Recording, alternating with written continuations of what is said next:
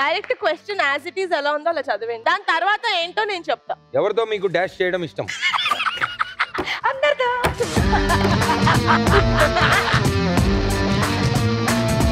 So first ఇప్పుడు answer చెప్పండి, దాని తర్వాత మేము డాష్ పూరించుకుంటాం. ఓ అట్లానా? తేజస్వి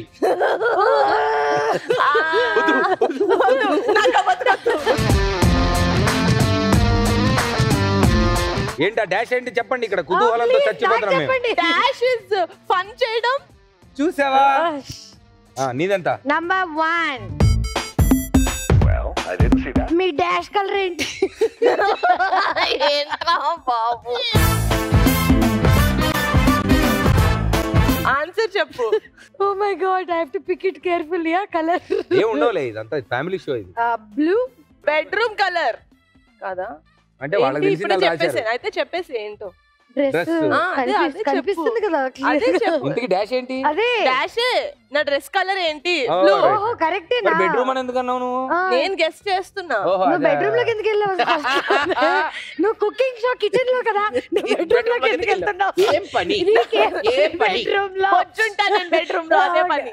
బెడ్రూమ్ లోనా? ఓకే. నా బెడ్రూమ్ లో వచ్చుంటా, అక్కడ అసలు నిద్రపోలేదు. అనవసరంగా తాగాను. పై నేను చదువుతాను ఈ క్వశ్చన్. థ్యాంక్స్. డాష్ ని ఎక్కువగా వాడింది ఎవరు?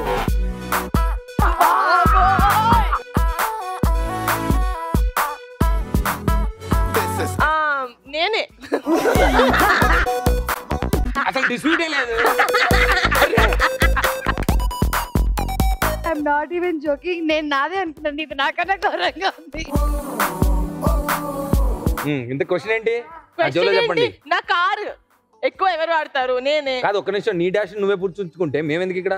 మీరు డాష్ ఫిల్ చేస్తే ఇప్పుడు ఫ్యామిలీ షో అవ్వదు. Okay ready. నేనా నెక్స్ట్? ఫ్యామిలీ షో నెక్స్ట్ నేనేనా? రెడీ. బాగుంది. నంబర్ చూడు. ఓహో 3. నేను చదవండి ఫాస్ట్ గా. మీ డాష్ ని ఎప్పుడైనా ఫోటో తీసి ఎవరికైనా పంపించారు?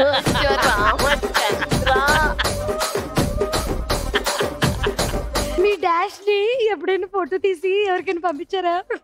అది ఎలా అడుగుతుంది చూడు. అంటే ఇప్పుడు వాళ్ళే తీసుకొని వాళ్ళే పంపించారు.